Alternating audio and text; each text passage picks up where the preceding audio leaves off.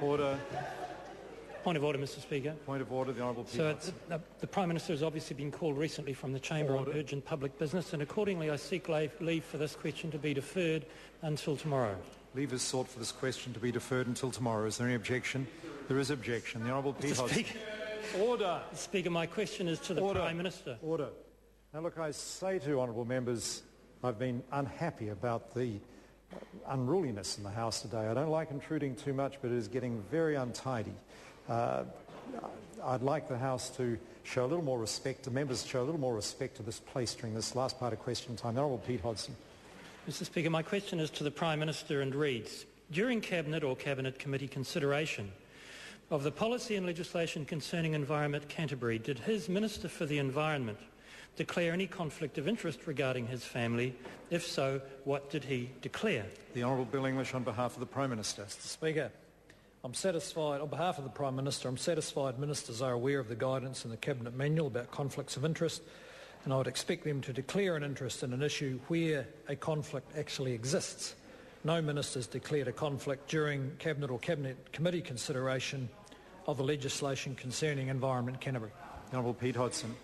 Mr Speaker, why did he allow Dr Smith to stay in the room when the government's approach to Environment Canterbury was being discussed, given that his brother was charged by Environment Canterbury on 21 counts arising from a police-accompanied inspection of his premises last June?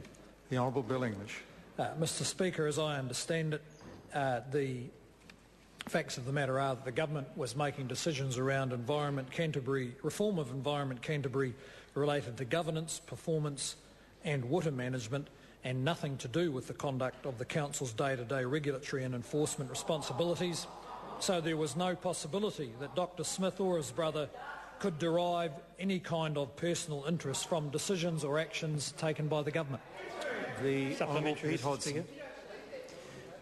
Can he confirm for the House that he, the Prime Minister, diligently upholds paragraph 2.60 of the Cabinet Manual for all ministers, himself included, when it states, quote, a conflict of interest may be non-pecuniary, concerning, for example, a member of the minister's family, close quote. The Honourable Bill English.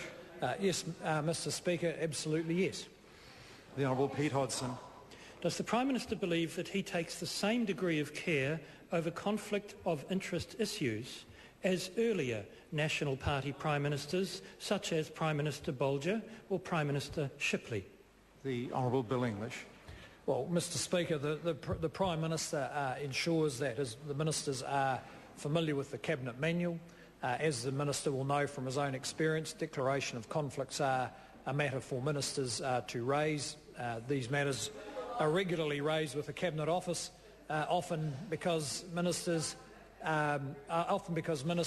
think there could be a conflict. Sometimes they're advised there isn't, sometimes they're advised there is.